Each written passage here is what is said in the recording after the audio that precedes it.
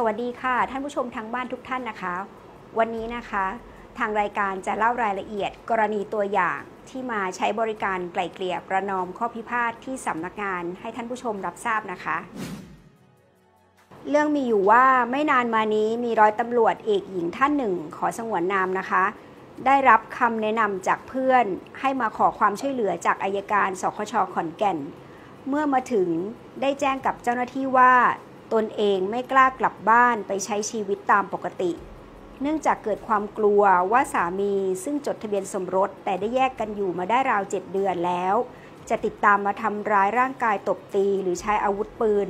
อันเป็นสินส่วนตัวและสินสมรสที่สามีครอบครองอยู่จำนวนหลายกระบอกยิงทำร้ายร่างกายตนเอง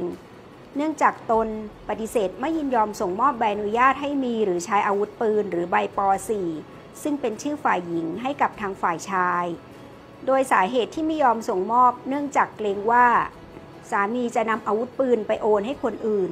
หรือนำอาวุธปืนไปใช้ในการกระทำความผิดแล้วตนเองจะต้องร่วมรับผิดฐานเป็นผู้สนับสนุนด้วยและแจ้งว่าไม่ประสงค์จะอยู่กินกับสามีโดยต้องการหย่าร้างพร้อมกับได้นำหลักฐานบันทึกประจำวัน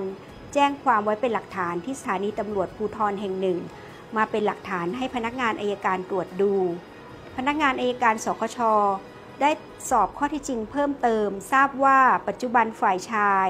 มีอาวุธปืนจำนวน5 กระบอกและเครื่องกระสุนปืนไม่ทราบจำนวนไว้ในความครอบครอง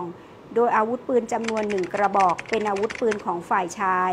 จำนวน1 กระบอกเป็นอาวุธปืนอันเป็นมรดกของฝ่ายหญิงและอีกจำนวน3 กระบอกเป็นอาวุธปืนที่ได้มาระหว่างอยู่กินฉันสามีภรรยาโดยจดทะเบียนสมรสซึ่งตามกฎหมายถือเป็นสินสมรสนะคะโดยอาวุธปืนสั้นและยาวจำนวน3 กระบอกที่เป็นสินสมรสนั้นได้ซื้อมาโดยใช้ชื่อของทางฝ่ายภรรยาเนื่องจากมีสวัสดิการของข้าราชการตำรวจซื้อได้ในราคาพิเศษโดยใบอนุญาตป.4 เป็นชื่อฝ่ายหญิงแต่ตามใบอนุญาตอาวุธปืนทั้ง3 กระบอกดังกล่าวจะยังทำการโอนให้แก่ฝ่ายชายตามเจตนาของฝ่ายหญิงที่แบ่งแยกให้เพื่อแลกกับการหย่าร้างไม่ได้